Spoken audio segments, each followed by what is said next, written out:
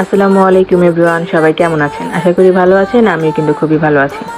আমার হাজব্যান্ড আমার জন্য বার্থডের জন্য গিফট এনেছে। এখন খুলে দেখব যে কি গিফট এনেছে আমার জন্য। যেহেতু সারপ্রাইজ গিফট, মনে হচ্ছে ভালো কিছুই হবে। আমি ভাবতেই পারিনি, একেবারেই ভাবতে পারিনি সে আমার জন্য এত বড় একটা জিনিস আনবে।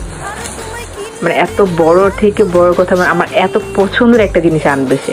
আমার এত পছন্দ ছিল, আমি আগের দিন আমার শাশুড়িকে বলছিলাম এই পছন্দের গিফটের কথা। মানে আমি পছন্দের কথা বলেছি আগের দিন মাত্র। আমার হাজবেন্ড মেবি ঘরে ছিল না, ছিল কিনা আমার মনে নেই। সকাল দিকে আমি আমার শাশুড়িকে আর আমার যাকে বলছিলাম, তো পছন্দের জিনিস যেহেতু আমার এটা অনেক, আমার হাজবেন্ড না বলে নিয়ে আসছে। খুশি, এতটা পরিমাণে খুশি হয়েছিলাম যে আমার রিয়াকশনটা দেখলে আপনারা বুঝবেন যে আমি কতটা খুশি হয়েছিলাম। যাই হোক, এই কালারটা টানাবানা শাড়ির কালারটাও আমার কাছে খুব পছন্দ হয়েছে। আর টানাবানা শাড়ির কথা আমি আগের দিনই বলেছি। আর আমাকে না জানিয়ে কেকও নিয়ে আসছে আমার জন্য। তা আমি রাত্রে আমরা হসপিটালে গিয়েছিলাম।